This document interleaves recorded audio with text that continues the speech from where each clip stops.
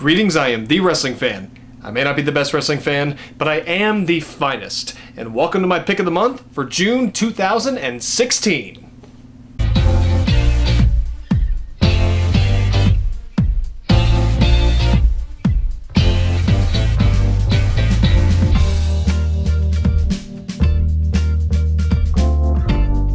Now, as I was trying to decide my pick of the month for June 2016, it hit me that there's kind of been a tag team renaissance happening in WWE. Now, I know a lot of fans are going to say, well, it's not like it was in 2000 with the Hardy Boys, Edge and Christian Dudley Boys as the three main teams and all these other great tag teams.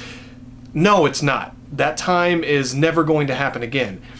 But think about it. We have the New Day as WWE Tag Team Champions, and they're entertaining as hell. If people don't like them, fine, but I really don't see how you can't be entertained by these goofy assholes. They've done a great job. They've held the titles for almost a year. Very well deserved. They took that gimmick and completely turned it into something that was just pure comedic and wrestling gold. Let's see, we now have the Vaudevillains on the main roster, and I like them. Enzo and Big Cass. I mean, Enzo got injured, but he just made his return. He'll wrestle again, and they'll be a huge tag team, even bigger than they were already going to be. Some really great tag teams on the main roster. In NXT, the Revival was doing really well. You have American Alpha, which to me is the best tag team in WWE. I mean, New Day technically is, but American Alpha, in terms of match quality, is given the chance to really have these fantastic tag team matches. And it's hard to have a good tag team match and keep the audience invested. And New Day has done that, and the Vaudevillains can do great tag team matches, so can Enzo and Cass. And there are several other great tag teams on WWE's main roster, and more that are coming up on NXT's roster. But tag team wrestling, some people love it, and a lot of people, don't like it as much, but a lot of people do still love it, and it's hard to do it well in WWE because they're not given a lot of time for tag team matches usually. They're lucky if they even get 10 minutes.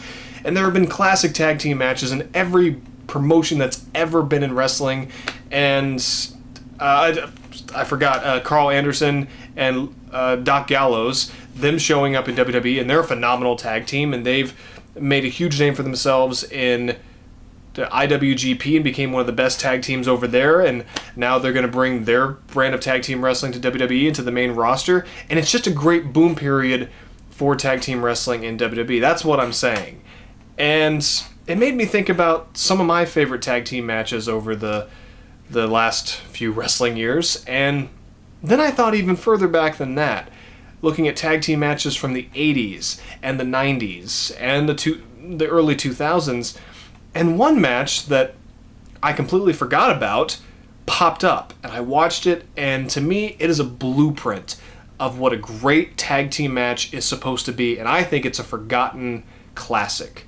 So, my pick of the month for June 2016 is Ric Flair and Arn Anderson versus the Hollywood Blondes, Flying Brian Pillman and Stunning Steve Austin, for the WCW and NWA World Tag Team Championships in a 2 out of 3 falls tag team match, which took place at Clash of the Champions 23 on June 16th, 1993. Now, the reason why I say this is a lost classic is because I don't think enough people give it its due.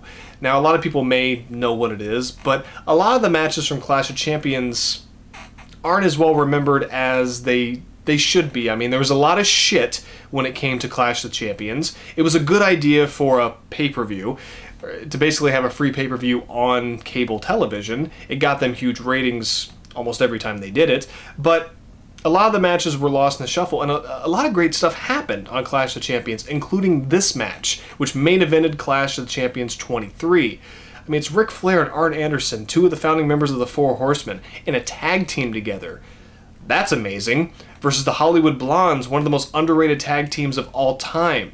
And it's a shame they were never given their due in WCW, because they had a shitload of great tag team matches and rivalries, including this one. Because Steve Austin and Brian Pillman, they went on Ric Flair's talk segment, Flair for the Gold. They called it Flair for the Old. They did their own parody segment before that was a thing in wrestling that they did every couple months, and that was entertaining. And then it led to this match. In a 2 out of 3 falls match, I think 2 out of 3 falls matches, they work so much better in tag team matches, and they were always kind of the big blow-off match when it came to tag team rivalries in the 80s and part of the 90s. I love 2 out of 3 fall singles matches, but for some reason they feel so much better in tag team matches that you really feel like, okay, we're going to get a definitive end to this rivalry, or at least possibly see a title change, because this is a big deal. 2 out of 3 falls matches back then were like Extreme Rules matches, or a Hell in a Cell, like a final match. And I've seen this match several times, and it didn't occur to me until I watched it this time, one, how freaking chaotic the crowd was. They were into this match from the beginning. They were totally behind Ric Flair and Arn Anderson, and they were completely down on the Hollywood Blondes. They were in full heel mode and bouncing around and just full of energy, and it was great. They made Rick and Arn look good, but they also made the Hollywood Blondes look good as well. It's 2 tag teams trying to have the best match possible, making both teams look as good as possible, and that's something else that's really hard to find too. Like I said earlier, it really is a blueprint to what a good tag team match is. There was high drama, the hot tags, there were a couple of those. Like I said, the crowd was just super into everything both teams did, but they loved Ric Flair and Arn Anderson. They were chanting, "We want Flair, we want Flair," and they booed every time the Hollywood Blondes would get some kind of offense. And they told a story with Arn Anderson's knee, and they used the referee in the right places, and it was non-stop for about 22 minutes, and to me it's just a masterpiece of tag team wrestling. It's not going to go down as one of the greatest tag team matches ever in history, because it really didn't mean that much, but at the same time it should be remembered a lot better than it is, because I think it's a lost classic. And I don't know, there's just something about this match that it irks me that people don't remember it better, because it really is just that good, and I want more people to watch it to really see what phenomenal tag team wrestling can be, and was at certain points in the 80s and 90s.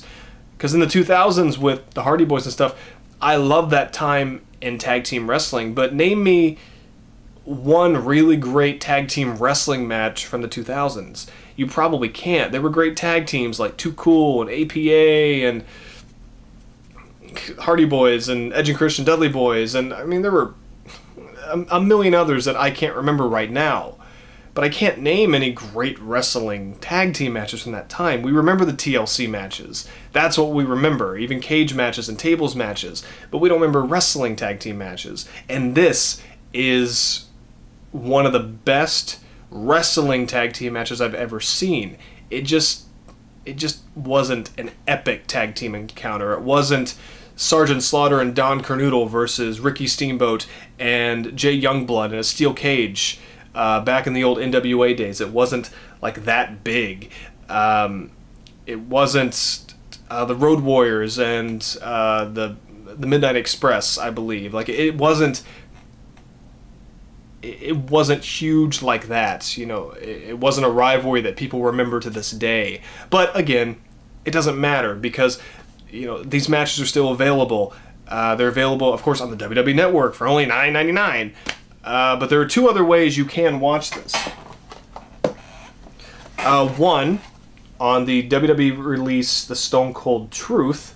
It's one of the extra matches on it. It's a good DVD, but this is actually the first time that I watched this. I bought this DVD for that match because it sounded interesting.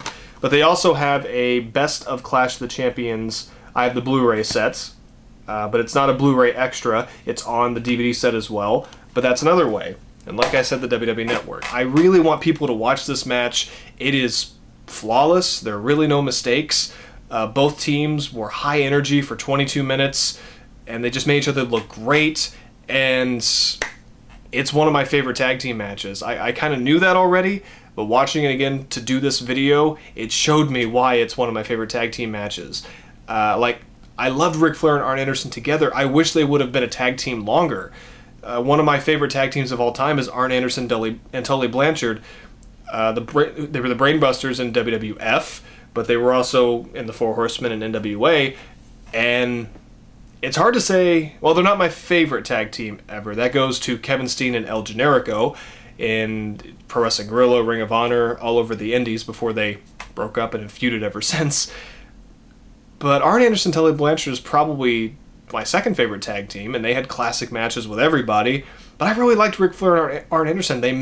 Their styles meshed well, and their friendship and everything just made sense. So I wish it would have lasted longer, but it's pretty cool that we get them versus the Hollywood Blondes, one of the best tag teams to ever come out of WCW, even though it wasn't, it wasn't very long. It was kind of short-lived, but it's a good showing for the Hollywood Blondes. It shows us why they should have been together longer. It's a good showing for two founding members of the Four Horsemen.